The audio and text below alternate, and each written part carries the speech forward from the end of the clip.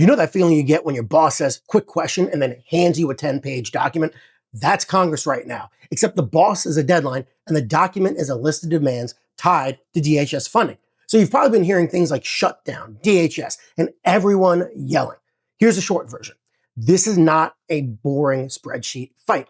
This isn't even a budget fight. That's not what it's about. It's not about money. This is a policy fight wearing a budget's name tag. And yes, I'm going to break down the 10 demands in plain English so you know what's actually being asked for. So stick around, because near the end, I'm going to zoom out and show you why a DHS shutdown impacts more than immigration enforcement, because DHS includes TSA, FEMA, the Coast Guard, the Secret Service, and a lot of other things you don't want running on just vibes alone. And for any of you government contractors, stick with me to the end, because I'm going to tell you about what you can do to prepare yourself for a possible DHS shutdown. For those of you who are wondering, how did we get here? What's happening? This is the start of the story. Congress has a deadline to fund the Department of Homeland Security. That, by the way, is the money that keeps the department operating normally. But this time, the funding is stuck because Democrats are tying it to specific immigration enforcement rules, 10 of them that they want to see enacted. Republicans are pushing back. So when people ask what is causing the government shutdown, the practical answer is this.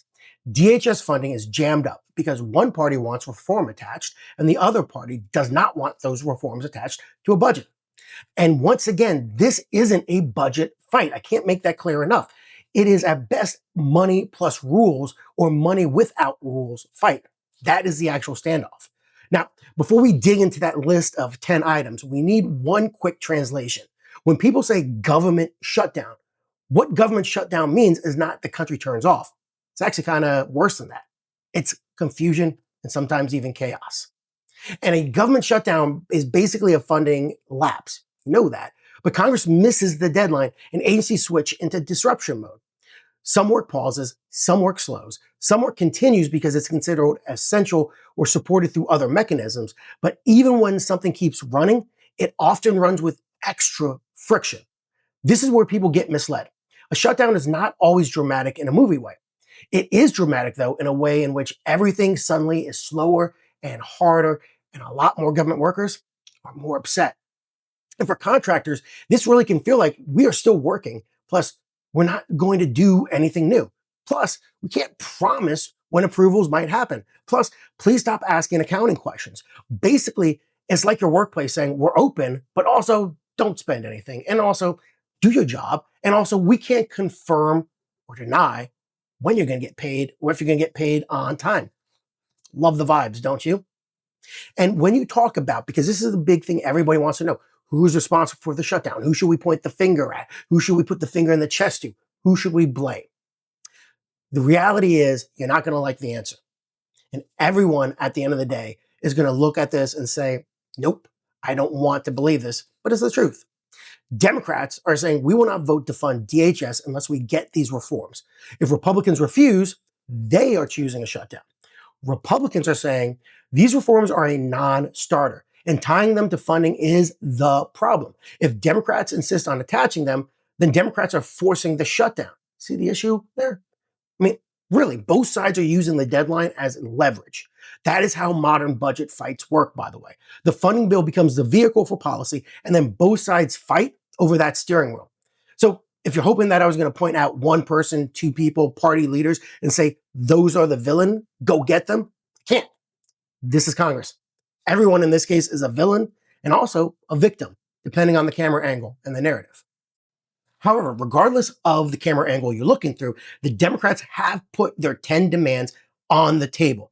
But you may not understand exactly what's being asked for, so I'm going to translate each one into normal language so you actually understand what's being asked for. Number one, this is probably the most misunderstood demand. Democrats want the use of judicial warrants instead of administrative warrants, especially when there are situations involving private property. Now, what's the difference between a judicial warrant and an administrative warrant? Well, there's two key differences inside of a judicial warrant. The judicial warrant is signed by a judge in the judicial branch of government.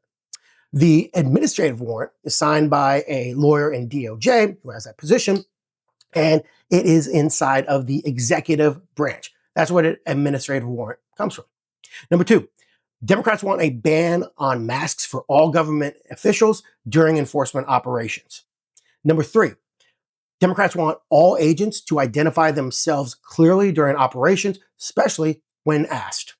Number 4, this is kind of weird at the end. You'll understand why.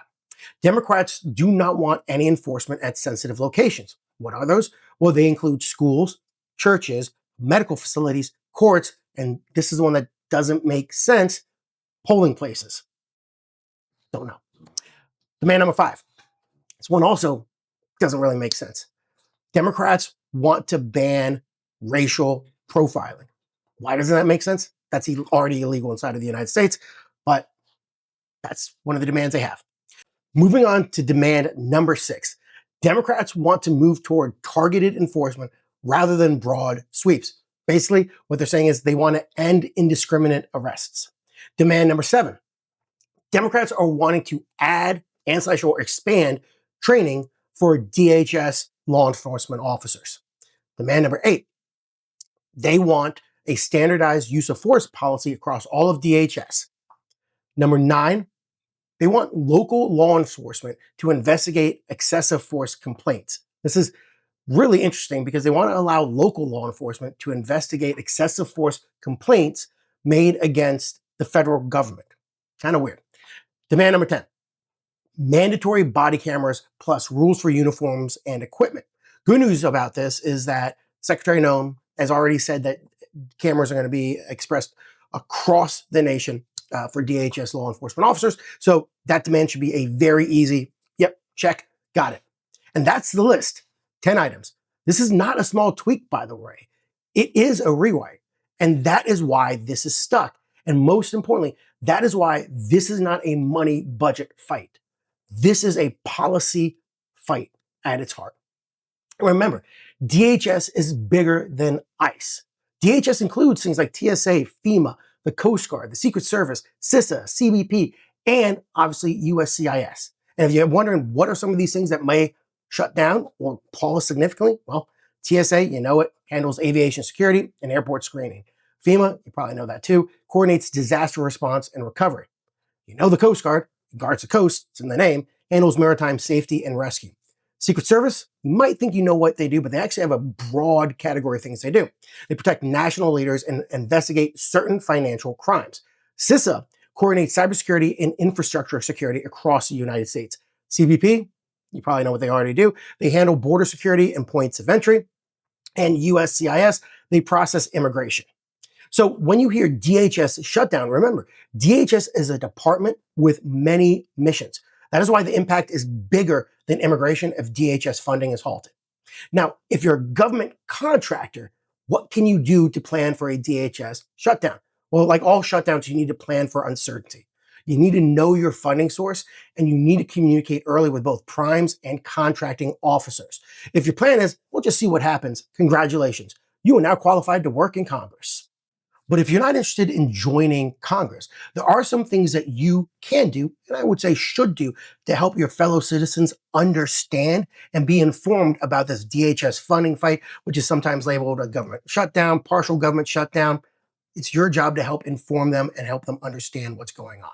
And it boils down to 3 points with one major key takeaway. What are those? Well, if somebody says, what's causing the government shutdown? One word, drama. Seriously, drama. And they might say, well, what do you mean? Well, this is all tied to DH funding deadlines. That's right, a DHS funding deadline. Plus, there's a list of 10 demands tied to immigration enforcement reforms. You put those together and you say this is a budget monetary fight rather than really what it is, a policy fight. Well, that's just drama.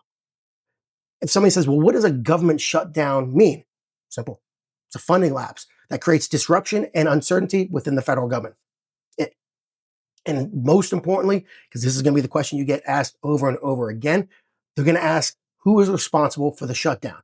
More likely, they're going to tell you who's responsible for the shutdown. And the answer that you should give is really depends on who you ask and the lens you're looking at it through. Both sides want something different. So the key takeaway at the end of the day is this: DHS is bigger than immigration enforcement. So any funding lapse in DHS is going to impact other things besides immigration enforcement.